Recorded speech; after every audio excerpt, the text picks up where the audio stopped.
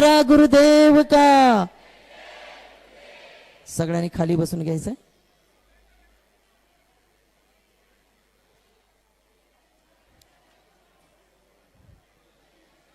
आजच्या दिवशी या ठिकाणी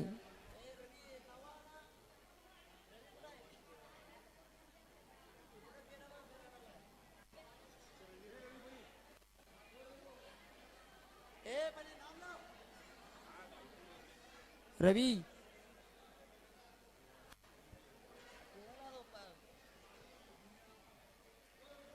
आज के दिन यहाँ आचार्य को शासन करने का अवसर प्राप्त किया है. सौ कल्पना सतीश होरे, सतीश पारिसा होरे, वाळवा जिला सांगली निवासी.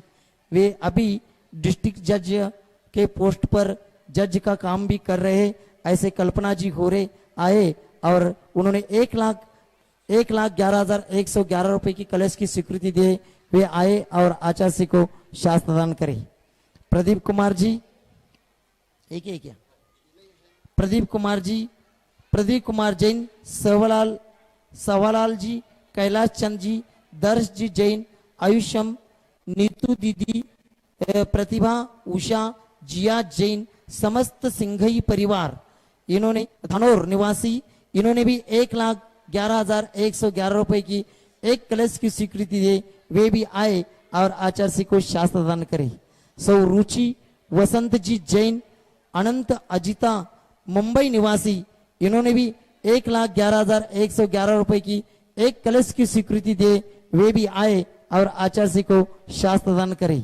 सौ शिवानी प्रतिमा जैन, पुणे निवासी. इन्होंने भी आज हथकरघा के एक मशीन की दान स्वीकृति दी है. वे भी आए और आचार्य के चरणों में श्रीफल अर्पण करके आशीर्वाद प्राप्त करे. सकल कराड़ी जैन समाज पुणे से यहाँ आज लोग आए हैं. उन्होंने एक हथकरघा का मशीन, पुणे वाले प्रत्येक लोग एक एक देना चाहिए, सबको मिलकर के एक नहीं है. एक हथकरघा का मशीन की यहाँ स्वीकृति दी है. वे भी उनके प्रतिनिधि आएंगे और आचार्य के चरणों में श्रीफल अर्पण करके आशीर्वाद प्राप्त करेंगे. श्रीमती सुशीलाबाई बन्नोरे, सतीश वर्धा निवासी. इन्होंने भी हथकरघा का एक मशीन की दान स्वीकृति यहाँ पर दी है. वे भी आए और आचार्य के चरणों में श्रीफल अर्पण करके आशीर्वाद प्राप्त करें. सौ स्मिता, अतुल, रमेश, पिसोळस हिवरखेड निवासी, पिसोळस हिवरखेड निवासी.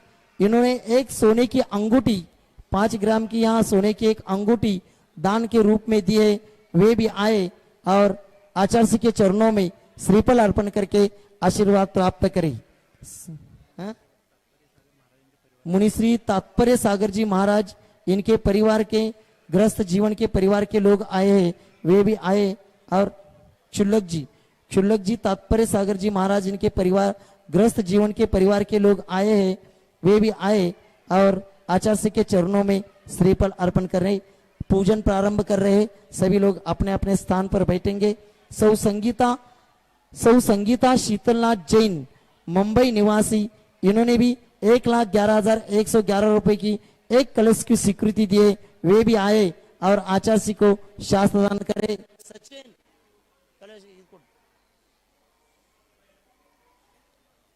आज पूजन के लिए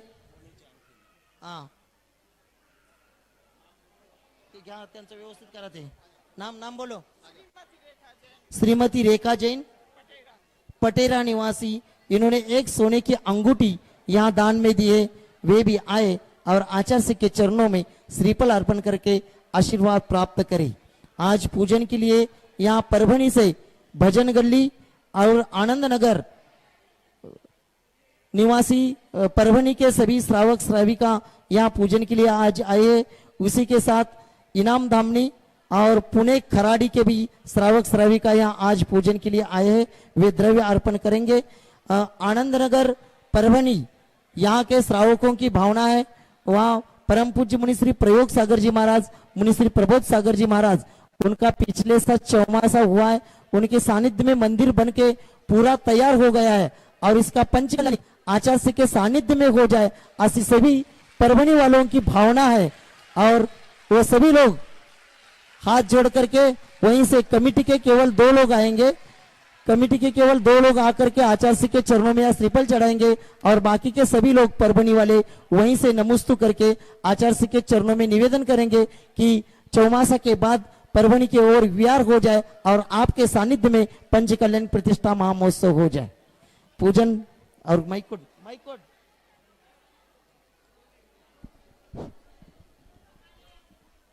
ये झालं का? हे पुकारलं काय? श्री विद्यासागर के पूजन प्रारंभ कर रहे हैं। सभी लोग बैठेंगे। परभणी वाले सगळे बसून घ्या।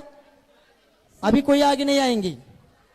हाँ, पूजन प्रारंभ कर रहे श्री हैं। विद्यासागर जी के चरणों में झुका रहा अपना माथा, जिनके जीवन की हर चर्या बन पड़ी स्वयं ही नवगाथा। जय नागम का वह सुधा कलश जो बिखराते हैं गली गली, जिनके दर्शन को पा करके खिलती मुरझाई हृदय कली।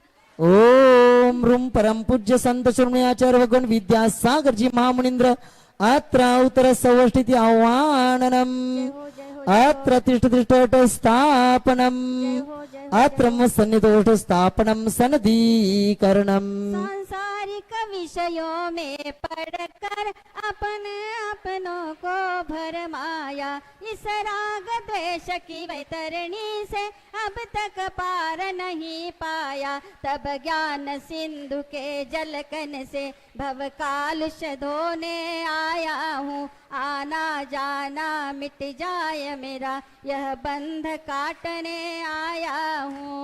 ओम रूम परम पूज्य संत श्रोमणी आचार्य भगवान विद्यासागर जी महामुनींद्राय जन्म जरा मृत्युनाशनाय जलम निरोपामिति स्वाहा। धन में जल जल कर अपना सर्वस्व लुटाया है, निज शांत स्वरूप न जान सका जीवन भर इसे भुलाया है। चंदन सम शीतलता पाने अब शरण तुम्हारी आया हूँ, संसार ताप मिट जाए मेरा चंदन वंदन को लाया हूँ। ओम रूम परम पूज्य संत श्रोमणी आचार्य भगवान विद्यासागर जी महामुनींद्राय संसार ताप विनाशनाय चंदनम निरोपामिति स्वाहा। जड़ को न मने जड़ समझा, नहीं अक्षय निधि को पहचाना। अपने तो केवल सपने थे ब्रह्म और जगत का भटकाना। चरणों में अर्पित अक्षत है, अक्षय पद मुझको मिल जावे। तब ज्ञान अरुण की किरणों से यह हृदय कमल भी खिल जावे। ओम रूम परम पूज्य संत श्रोमणी आचार्य भगवान विद्यासागर जी महामुनींद्राय अक्षय पद प्राप्तय अक्षतम निरोपामिति।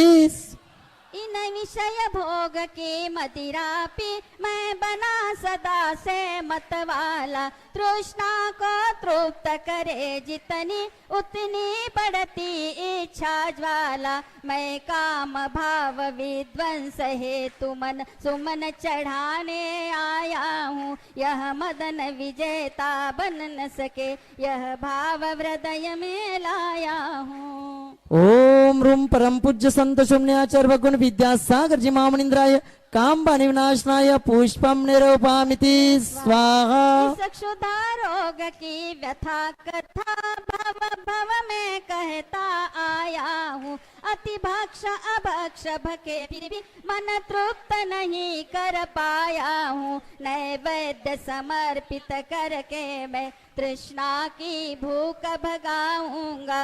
अब और अधिक ना भटक सकूं यह अंतर बोध जगाऊंगा। ओम रूम परम पूज्य संत श्रोमणी आचार्य भगवान विद्यासागर जी महामुनींद्राय क्षुधा रोग विनाशनाय नैवेद्यम निरोपामिति स्वाहा।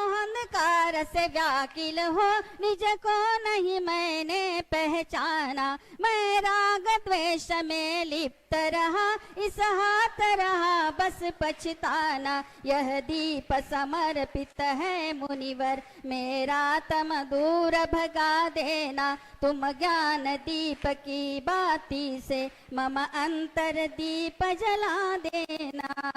ओम रूम परम पूज्य संत श्रोमणी आचार्य भगवान विद्यासागर जी महामुनींद्राय मोहंधकार विनाशनाय दीपम निरूपामिति स्वाहा। इन अशुभ कर्म ने घेरा है, मैंने अब तक में नाना था। बस पाप कर्म त्यज पुण्य कर्म को चार राह अपनाना था। शुभ अशुभ कर्म के सब रिपुदल है, मैं इन्हें जलाने आया हूँ। इसीलिए तव चरणों में गुरुवर अब धूप चढ़ाने आया हूँ। ओम रूम परम पूज्य संत शिरोमणि आचार्य भगवान विद्यासागर जी महामुनींद्राय अष्टक्रम दोनाय धूपम निरूपामिति स्वाहा। भोगों को इतना भोगा कि खुद को ही भोग बना डाला। साध्य और साधक का अंतर मैंने आज मिटा डाला। मैं चिदानंद में लीन रहूं,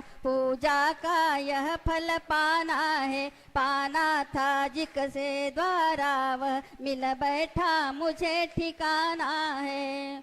ओम रूम परम पूज्य संत आचार्य भगवान विद्यासागर जी महामुनींद्राय महामोक्ष फल प्राप्त फलम निरूपामिति स्वाहा। जग के वैभव को पाकर मैं निश दिन कैसा अलमस्त रहा। चारों गतियों की ठोकर को खाने में ही अभ्यस्त रहा। मैं हूँ स्वतंत्र ज्ञाता दृष्टा, मेरा पर से क्या नाता है। कैसे अनर्घ पद पा जाऊं, यह अरुण भावना भाता है। ओम रूम परम पूज्य संत शिरोमणि आचार्य भगवान विद्यासागर जी महामुनींद्राय अनर्घ्य पद प्राप्त अर्घ्यम निरूपामिति।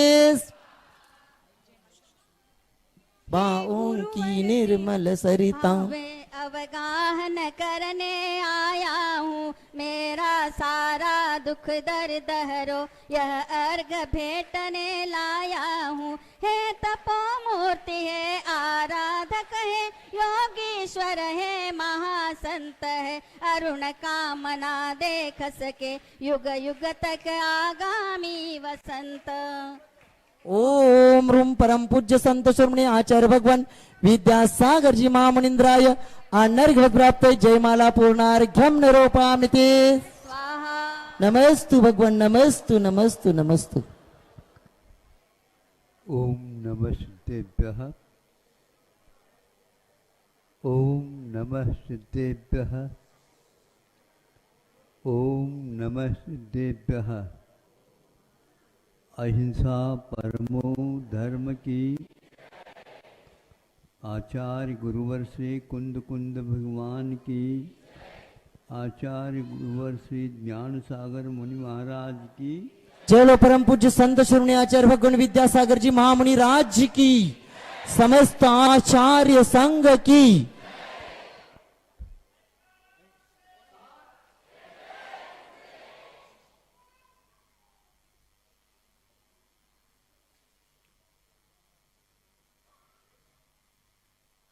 आपने सुना होगा अतीत काल में सेना किस प्रकार अपनी रक्षा करते हुए रणांगन में कूदती है और एक हाथ से वह अपनी रक्षा करती है और एक हाथ से जो विपक्ष है, जो विपरीत मार्ग पर है, उसके ऊपर तलवार का प्रयोग करती। ये दोनों हाथ राजा महाराजाओं के काम में लगे रहते। एक हाथ से अपनी रक्षा कैसे करते? यूं यूं करके ऐसा तो नहीं होगा। तो उसके एक हाथ में ढाल रहता। ढाल, ढाल समझते हो? ये छह ढाला में आपको मिलेंगे। छह ढाल है। एक ऐसा ग्रंथ का संपादन किया दौलत राम जी ने, जिसमें आप लोगों के लिए पूरे संक्षेप से किंतु सार के रूप में लिखा। उसमें अंतिम 2 ढाल ऐसे हैं, 12 भावना और एक मुनियों की चर्या क्या होती है, बनने से लेकर के अंतिम स्थिति तक पहुंचाने वाला वर्णन उसमें मिलता है। ये ढाल आपके लिए संक्षेप किंतु बहुत उपयोगी है। कई श्रावक इसका पाठ भी किया करते हैं। तो राजा के हाथ में, एक हाथ में ढाल है, ढाल के अलावा कुछ भी नहीं मिलता क्या? हाँ सुनो, उसके ऊपर पर की तरफ से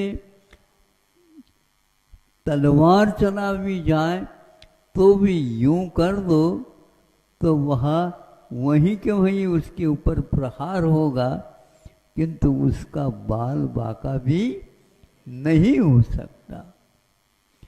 इस प्रकार यह ऐसी कहाँ से चीज लाई गई, ये पूछा जा सकता है। तो बताया जाता है वह लाई नहीं गई, वह रह जाती है। किसी एक प्राणी का वो छोड़ा हुआ एक या छूटा हुआ एक शरीर है, जिसको संस्कृत में कूर्म बोलते हैं, दक्षिण में कछुआ बोलते हैं। आप लोगों की भाषा में कौन सी? कासो। हाँ कासो, कासो। हाँ आमे, आमे। आसो। तो वह क्या विशेषता है उसमें? जब एक स्थान से दूसरे स्थान पर बहुत धीमी गति से चलते हैं, एक खरगोश की गति होती है और एक कछुए की गति होती है। वह गति करते एक रास्ते से दूसरी तक पहुंचने के लिए बीच में कई वाहन आ जाते हैं, कहीं और भी प्रतिरोधी जीव जंतु आ जाते हैं। तो यह होते हुए भी अपनी रक्षा करते हुए अपनी मंजिल तक, अपने घर तक वह सुरक्षित पहुंच जाता है।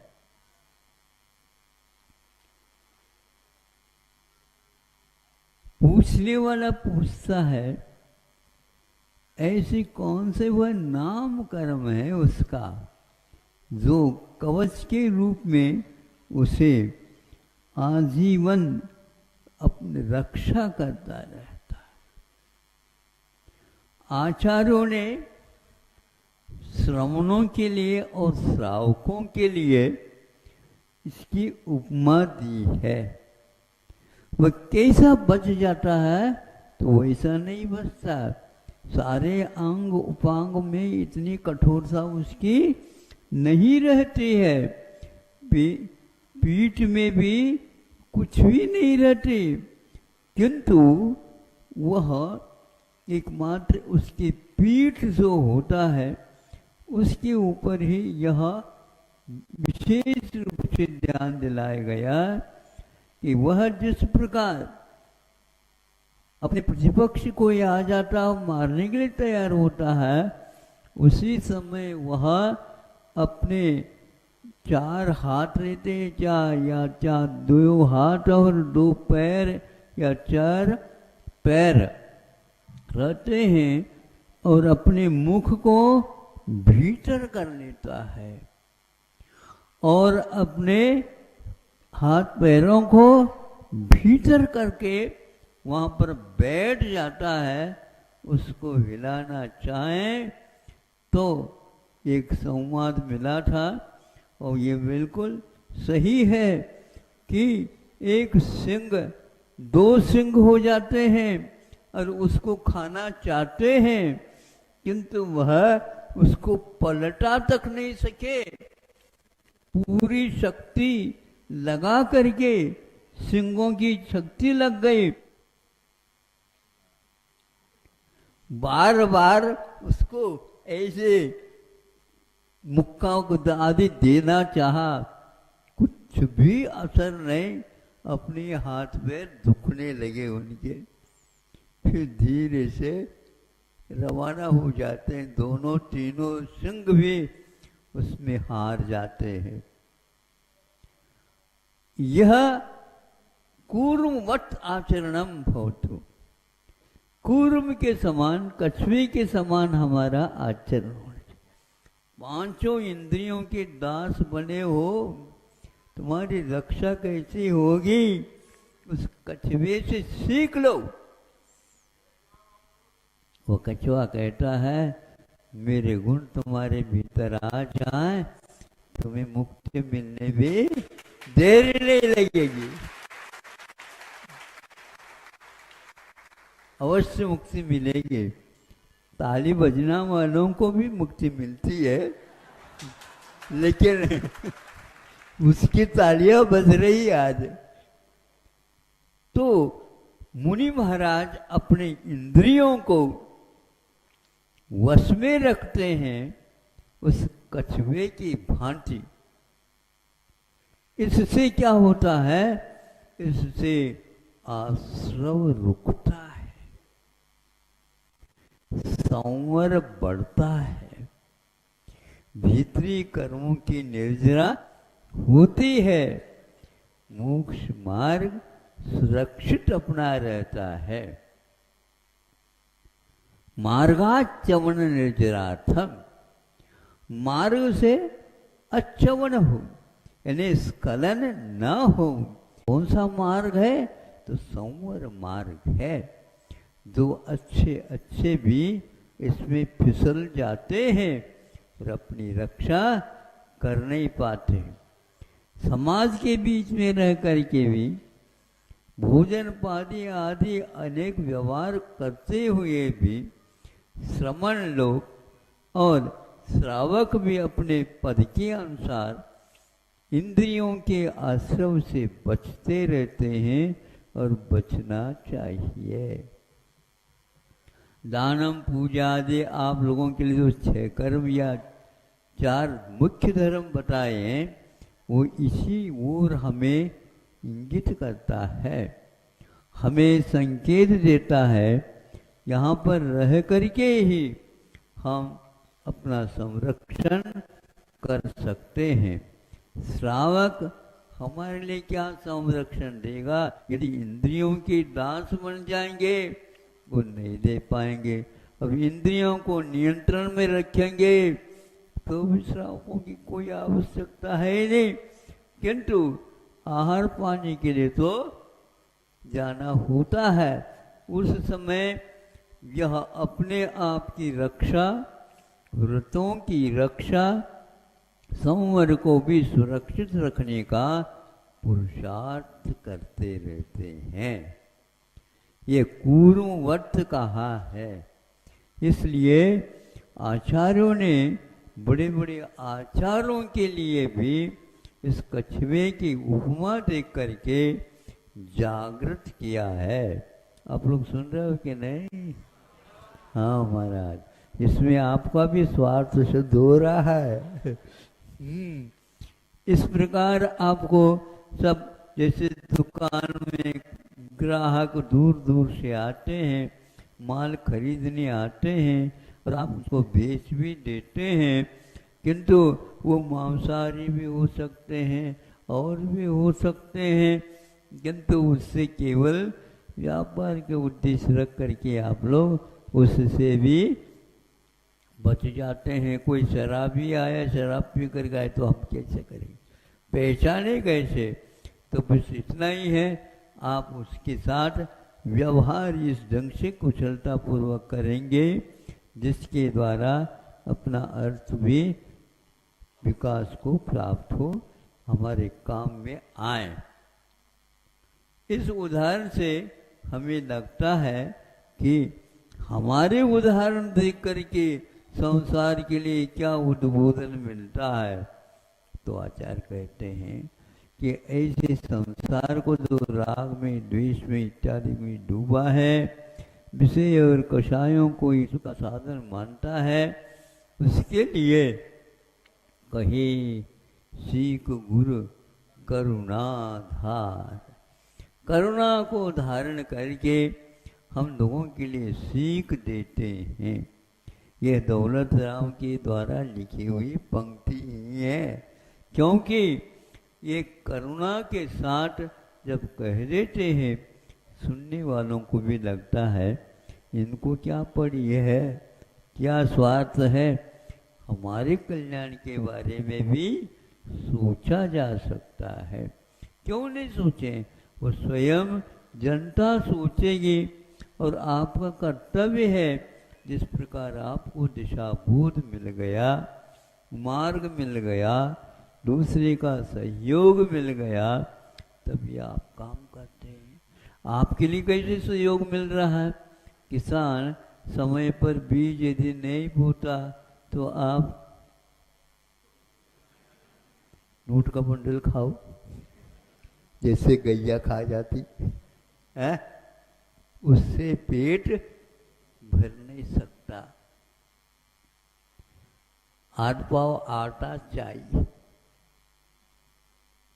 यही एकमात्र। अब वह उत्पन्न करता है, अपने स्वयं के लिए भी करता है, लेकिन साथ साथ दुनिया को भी अपने निगाह में रखता है।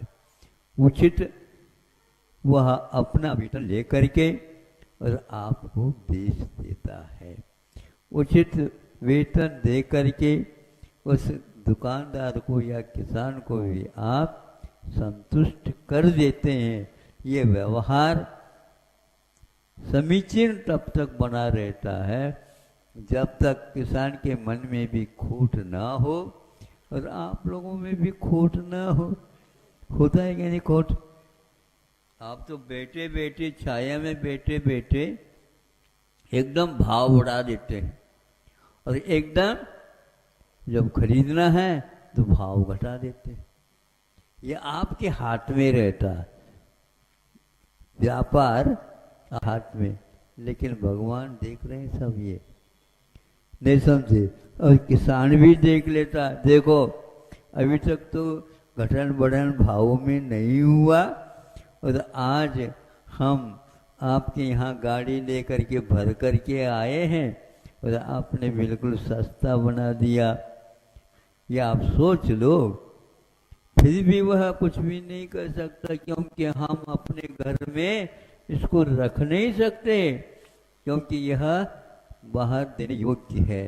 इस प्रकार हमें भी आता है कि भैया ये लोग आए हैं, थोड़े बहुत प्रवचन इनको दे दो।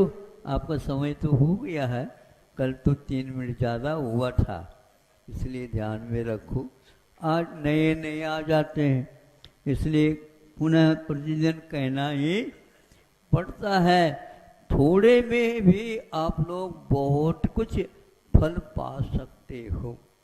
थोड़ा पुरुषार्थ करो, अपने इंद्रियों के ऊपर नियंत्रण रखो और अपने मन के ऊपर सर्वप्रथम नियंत्रण रखो। उछल कूद करता रहता है, नहीं समझे? बछड़े को गैया कैसे पालती है? उसके गले में अभी पट्टा नहीं बांधा, रस्सी नहीं बंधी, बंधने की कोई आवश्यकता नहीं। उसकी रस्सी का काम स्वयं गैया करती रहती है। रंभाती है तो वो भागता आ जाता है, नहीं समझे? आगे तक जो भाग करके दौड़ भी जाता है, फिर इसके उपरांत पुनः आ जाता है। इसी प्रकार मन का खेल है।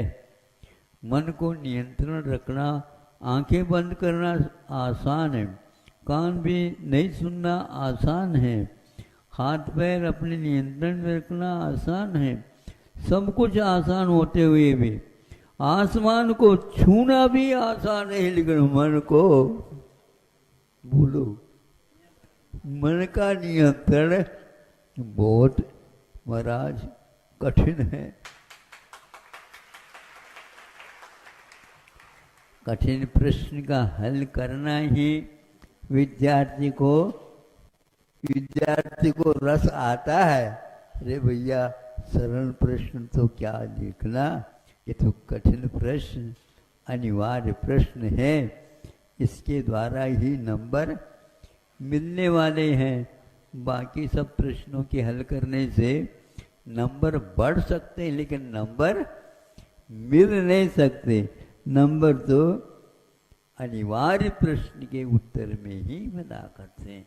इसी प्रकार आपका यदि मन नियंत्रण में नहीं रखा जाएगा तो पागल होने में देर नहीं लगेगा। नहीं समझे? कितने भी पाड़ा वह खुंखारे से काम करता, सिंह दिखाता, वो करता, ये करता, फिर भी उसके नाक में क्या कह रहे, नथुन, नथिन, हाँ, नकील नहीं है, ध्यान रखो। हाँ, वो तो ऊंट के लिए नकील होता है, अंकुश होता हाथी के लिए, और आपके लिए क्या होता बताओ? ब्रेक लगाओ। तो वह मन के ऊपर नियंत्रण रखोगे तो सही सही दिमाग काम करेंगे, और दिमाग करेंगे तो सही सोच होगा, सही सोच होगा तो आपके लिए आगे कदम बढ़ सकेंगे। सरलता से, सुगमता से, बिना कठिनाई के, बिना कोई बाधा के मोक्ष मार्ग चलते समय हमें इन सब व्यवहारों को देखते हुए अपने लक्ष्य तक पहुंचना है। कछुए का ये उदाहरण आप याद रखेंगे, याद रहेगा? हाँ हाँ, लिखा तो बहुत कुछ है ग्रंथों में भूल, लेकिन समय पर याद आए तो ये याद नहीं आता हो। इसलिए बार बार गुरु लोग हमें सचेत करते रहते हैं, मोक्ष मार्ग पर चलने के लिए वो आगाह करते रहते हैं, प्रेरणा देते रहते हैं, क्योंकि उनको भी प्रेरणा मिली है गुरुओं से ही आशीर्वाद के रूप में। उसको वहाँ अपने पास रखते नहीं, क्योंकि जितने आप अपने पास रखेंगे तो संग्रह होता, वह परिग्रह का रूप धारण करता। हमने मेहनत की, मेहनत तो किसी ने नहीं की है, लेकिन हो गया है तो उसको सदुपयोग करो, उसका यही एकमात्र सदुपदेश है। अहिंसा परमो धर्म की। जय परम पूज्य संत श्रोणी आचार्य भगवान विद्यासागर जी महामुनि राज की, समस्त आचार्य संघ की।